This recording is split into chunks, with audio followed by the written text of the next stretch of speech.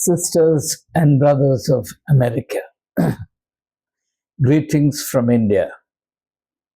This is the third in the series, Sermons to Americans. A warm welcome. The text of the sermon is the 52nd verse of the 26th chapter of the Gospel according to St. Matthew. It reads as follows. Then Jesus said to Peter, "Put your sword back into its place, for all who take the sword will perish by the sword." I repeat, put your sword back into its place, for all who take the sword will perish by the sword. It's important for Christians today, and particularly in the United States, to realize very clearly and emphatically that Jesus ruled out the use of force unconditionally and absolutely. That is to say, Jesus does not reckon a single instance in which, or a single condition under which, the use of force or resorting to violence can be justified. This is something that we need to be very clear about it, because the world around us is fast sinking into a cult of violence. So, for a Christian, there is absolutely no excuse for either resorting to violence or condoning or appreciating the use of violence. We have to be absolutely clear about this. The absolute nature of Jesus's rejection of violence as a problem-solving strategy can be seen very clearly from two aspects of it. The violence that Jesus here refers to, the context, of course, is familiar. This is the Garden of Gethsemane, where Jesus went to pray, and at that time, Jesus was set upon by the army, the combined force of Rome and the high priest.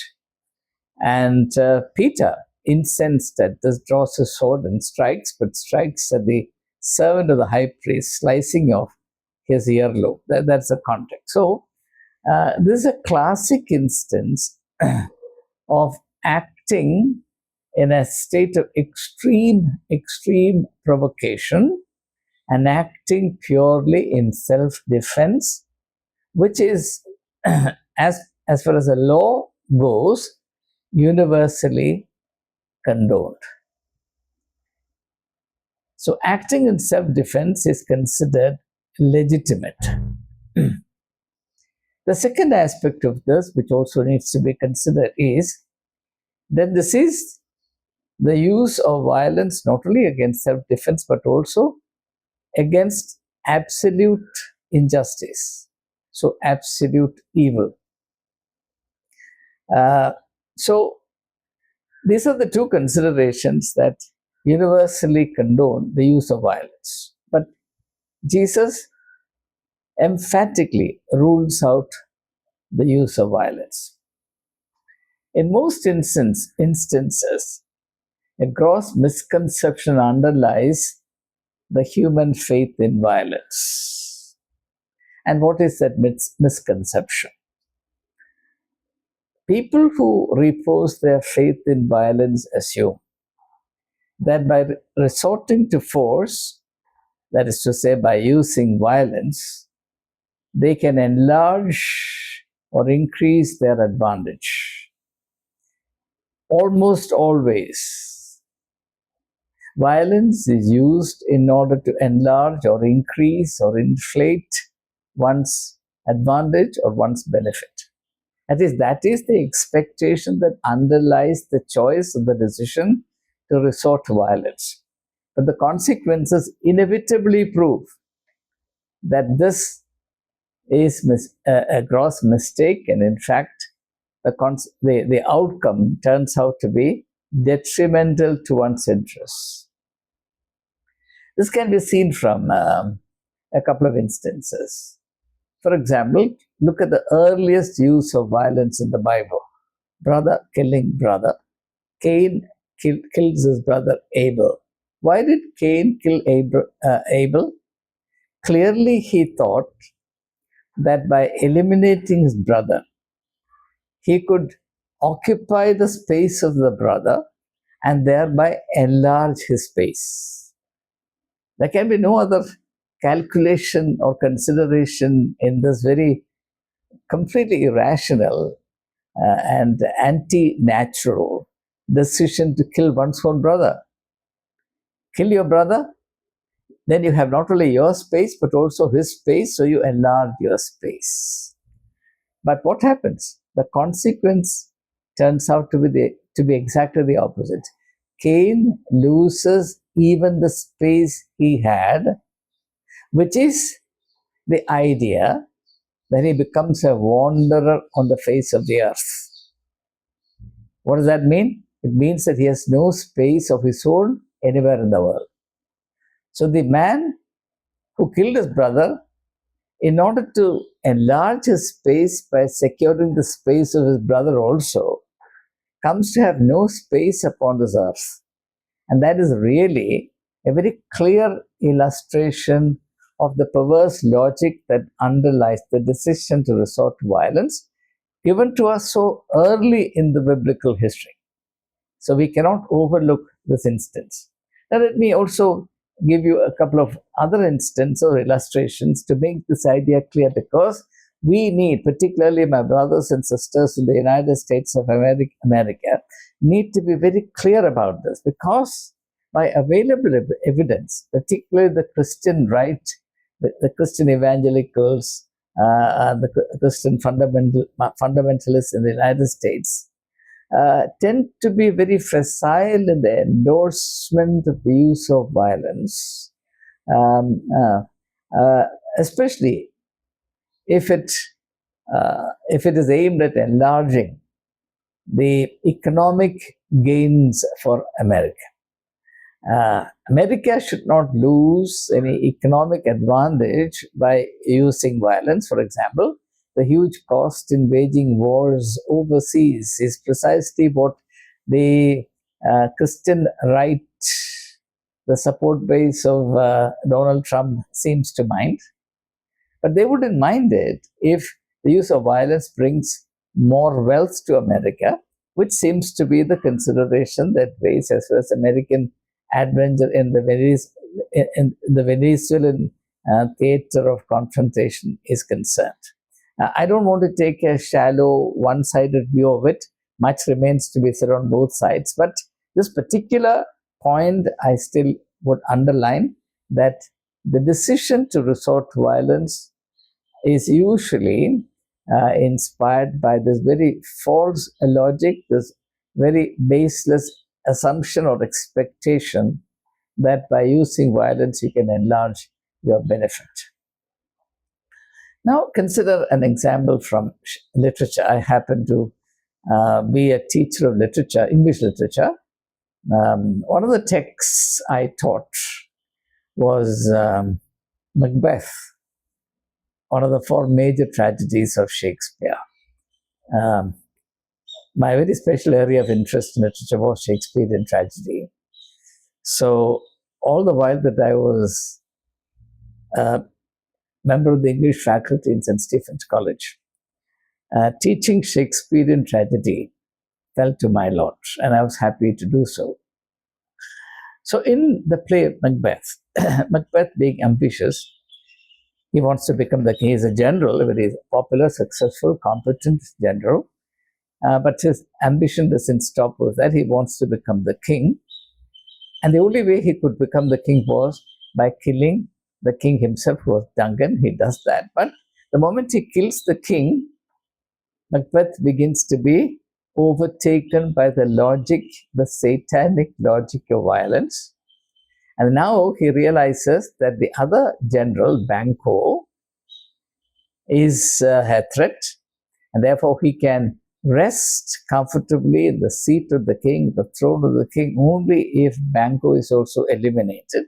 So he works out a stratagem for it. He invites Banquo, where he, as per plan, would be set upon by his soldiers or servants, and he would be killed. After that, Macbeth would live in peace. He says, as long as Banquo lives, I live in restless ecstasy. In order to safely and comfortably occupy the throne, I need to get Banquo out of my way. So he organizes a banquet.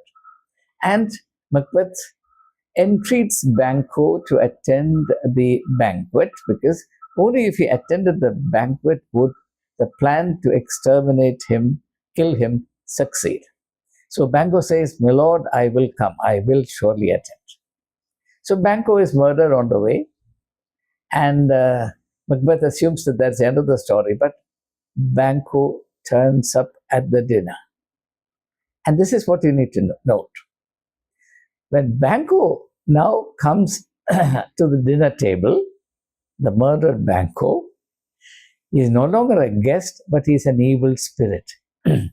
So this is what violence or the use of force achieves. It succeeds in degrading a guest into an evil spirit. And this is an insight that I particularly recommend to my brothers and sisters, my Christian brothers and sisters in the United States of America, because please remember what all of you were saying in the immediate aftermath of 9/11. I heard many of my American friends telling me, asking me, why is it that the whole world hates America? They looked stunned, they looked bewildered, they couldn't understand why, in spite of the fact that Americans are recognized and hailed the world over as the most generous givers, so on and so forth, people who protect and promote democracy and human rights, etc. In spite of all the good work they think they're doing, Americans end up being universally despised. Please understand that there is a logic to it. It is that logic that I'm trying to explain to you. So this is a very profound historical insight. America, it excites, invokes, provokes enmity. So therefore, Americans have a duty to ask, is America turning the whole world into its enemy? Or, to put the same idea in the words or metaphors of Shakespeare, is America peopling the globe with the ghosts of Banquo? Is America peopling the globe with the ghosts of Banquo? This is something that the American Christians have a duty to ask, because nobody else will ask this question. The second factor that needs to be considered in relation to the faith that we repose in violence is that violence necessarily activates a contrary force. Think of Newton's third law of motion. Action and reaction are equal and opposite. Now, this is very true of the use of violence, except perhaps that the reciprocal violence that the use of violence provokes may not be exactly equal. Sometimes it may exceed in quantity the violence that you unleash. But it certainly evokes a response in kind. So violence provokes violence. So now let's consider a few examples.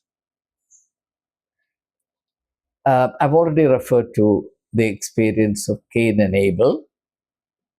I will not deal any further with it in this context, but keep that in the back of your mind. The second instance, very appropriate here, is that of what happens to Napoleon in the Battle of Waterloo. Victor Hugo, in his classic novel Les Miserables, deals extensively with this Battle of Waterloo. If I remember right, about 50-60 pages are devoted entirely to the Battle of Waterloo. At the end of which, Hugo raises a very interesting question. He says, who defeated Napoleon? He said, was it the British force? the English force? Was the Duke of Wellington? Says no. Says history defeated Napoleon.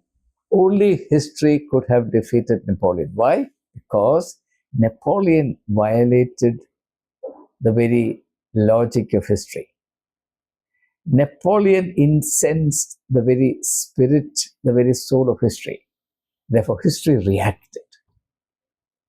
And there's something to be thought about. Secondly, think of that great novel, the classic, Dostoevsky's classic, Crime and Punishment. Some people regard Brothers Karamazov as Dostoevsky's classic, but I'm more inclined towards the Crime and Punishment as the magnum opus of Dostoevsky. In that novel, Raskolnikov, Rodion Romanovich Raskolnikov, kills two women under certain circumstances. Those circumstances are not particularly important for us. Therefore, I don't want to spend any time detailing those textual facts. But what is important for us to know is that the moment he violates the integrity of life, a tremendous opposition awakens. The whole society becomes his antagonist. So that's why I'm saying that violence provokes a contrary logic. You can never escape it, no matter who you are. You may be a superpower, you may be a hyperpower, but you cannot escape the logic of history. You are firmly embedded in the logic of history. You will have to face the consequences tomorrow, if not today, very likely today itself. So please remember that there is profound historical realism and rationality in Jesus saying, put down the sword, put down the sword, put the sword back in its sheath. So that's the second reason why we should abjure violence. A third factor to be reckoned in regard to Jesus' teaching here, or the faith that we repose in violence, is that violence is always a double-edged sword. It destroys you as much as, perhaps sometimes more, than it destroys your enemy or your target. At the time when we decide to use violence, we may think that we are very smart, we are very clever, and that we will not be visited by the consequences, but very soon the situation will change. Again, this is an insight that's developed so beautifully and powerfully by Shakespeare in the play that I've already referred to, Macbeth. So, think of what happened to the great society of America on account of Vietnam. I remember the great speeches of Lyndon Baines Johnson, who succeeded Nixon. And President Johnson was never tired of painting America as the great society. But what happened to the dream of America being projected as the great society? It soon became a criminal society. The reason was that the ghost of Vietnam War, like in the case of the banquet that Macbeth was organizing, came and haunted the dinner table of America. Not individual Americans, but the dinner table of America. That blood was not lost in Vietnam. It also came home to roost. It cannot be otherwise. The same thing was repeated in Iraq in the 90s, and thereafter in Afghanistan. But somehow, America as a nation doesn't seem to become the wiser for these experiences. And Christians in America have a very special duty in this regard, to tell the truth, to speak the truth to the centers of power, because power becomes blind. And as Jesus says, I've come to open the eyes of the blind. And that's a mission that the American church, the American Christians need to undertake vis-a-vis their own country, open the eyes of the blind.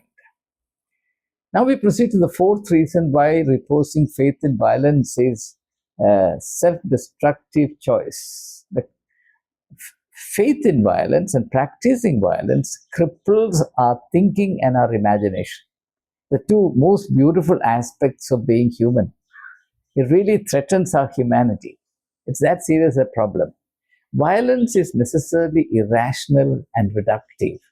It blinds you from seeing the whole person or the whole situation. The moment you contemplate violence, for example, rape. Rape is violence that a man directs against a woman.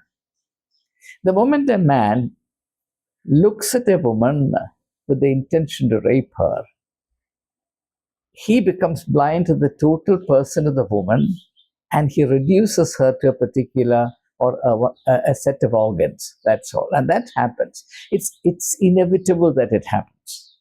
When you think of an enemy, of a country as an enemy, you reduce that country to a very small part of its reality. You are hostile in a particular context. You never see the whole context. And therefore, you'll always fall short of the truth of that context or that person or that country, whichever is the target of your intended violence. And moreover, violence will make you think only negatively and destructively. The freedom to think positively and creatively is utterly and completely lost when you are possessed by the demon of violence. And moreover, violence plunges you into a cult of falsehood, untruth.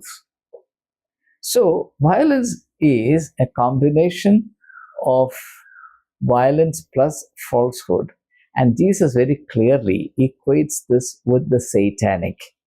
You're familiar with the 10th verse of the 10th chapter of John's Gospel, where Jesus says, the thief comes only to scatter, to destroy, and to kill. Thief is one who has no use for truth. He is the ambassador of falsehood, untruth. And then how does he express himself in terms of destructive violence? Satan is a combination of violence and untruths. And in modern terms, destructive military technology plus propaganda. No war is complete without propaganda, without falsehood. What is propaganda? Again, borrowing words from Shakespeare, I would say propaganda is lying like truth. This is what Macbeth says about the witches whom he had trusted. You lie like truth. That's classic definition of propaganda. So you want a proper understanding of the satanic? It is violence plus falsehood. And this is Jesus' definition, it's not mine. So finally, faith in violence amounts to a total rejection of all that Jesus stood for. We associate Jesus with love. We associate Jesus with truth. We associate Jesus with inspired justice, God's justice. We associate Jesus with compassion, right? Jesus perfected love to the extent of dying for others. Jesus is truth embodied. He said, I am the truth. Jesus came to reveal God's justice. Therefore, he said, seek the justice of God and his righteousness, the kingdom of God and his justice. And certainly Jesus was the embodiment of compassion. Now, violence abolishes all of this. There'll be no space left for any of these four important attributes of the person of Jesus Christ if we repose our faith in violence. But completely unmindful of all this, Christians in America heartbreakingly endorse programs of violence and repose their faith in violence, which is extremely, extremely regrettable. What was the essence of Jesus' mission? Jesus came into this world to shift human nature, the very foundation of human nature, from power to love. Wherever there is addiction to power, wherever you create a system based on power, faith in violence is inevitable. So Jesus rejected the whole system based on power and sought to rehabilitate human nature on the foundation of love. So I'm never tired of saying that Jesus came to liberate human nature from its love of power and to lead it to the power of love. That's the Jesus revolution. And by reposing our faith in violence, or by condoning or accepting or promoting programs of violence, Christians reject the person and mission of Jesus Christ completely. Completely. So power expresses itself in terms of its absolute faith in violence and its conviction that violence alone helps. And there is no other way either to solve your problems or to enlarge your interests than violence. Therefore, to continue to perpetrate violence, Jesus said, watch and pray. There's a fundamental Christian duty to watch and pray. That is to say, be vigilant in your given context. Why should we be vigilant? Because we are not meant to conform to the assumptions and presumptions that abound in the context in which you operate. Every age, every society has its own set of stereotypes, presuppositions, and presumptions. Christians have to transcend these in the interest of making the will of God prevail in their context. So, the churches in America, the Christian believers in America, my brothers and sisters in America are duty bound to remain spiritually vigilant. Now, in this context, let me share with you a spectacle that still remains so clear in my mind. When the first batch of the Rafale fighting aircrafts arrived from France, the government of India, the Ministry of Defense, organized a religious function to bless these fighter aircrafts. And my heart broke when I saw a Christian priest in his full panoply going there to pray for the instrument of destruction. He looked mightily pleased that he was invited to pray for the instrument of violence. That's what happens when Christians do not have spiritual discernment. That is because unless we are spiritually vigilant, we are apt to be consumed by the context and we conform to all its assumptions and aberrations, and we sing the same song. So this makes us culturally blind. And Jesus came to open the eyes of the blind. Therefore, Christians have a duty to rise above the partial and perishing advocacies of their times and to stand steadfastly on the truth that never changes. As Paul says when he writes to Corinthians, love never fails. That is to say, love never changes. In the midst of all the vicissitudes that surround us, we as Christians, we as spiritual people have to stand clear and steadfast on the foundation of love that Jesus has provided, which rules out any faith in violence under any circumstance whatsoever. A Christian is one who accepts no boundaries as far as his duty to love his neighbor is concerned. A Christian is one to whom every member of the human family anywhere in the world is his neighbor, whom he is obliged to love. So Jesus says, put the sword back in its sheath. He who takes the sword shall perish by it. Christians of America, proclaim this from the rooftop. Jesus Christ, the author and finisher of our faith, completely, utterly, absolutely ruled out the use of force. We are here not to conquer, not to hurt, not to kill, not to showcase our might. We are here to make the sunshine of love prevail in this world, because there is no other force that endures. Again, to remind ourselves the words of St. Paul, love never fails. Power will necessarily fail. 21 major civilizations have come and gone. They were all based on power. And Napoleon, of all people, understood it. So he said, Alexander the Great, Charlemagne, and myself, we built our empires. But the days of our empires are numbered. But the kingdom of Jesus Christ will endure. Because we built our empires with the power of the sword. Jesus' empire is established on the foundation of love. Love never fails. Thank you. God bless America. God bless peoples all over the world. God bless humanity. Thank you. All the best.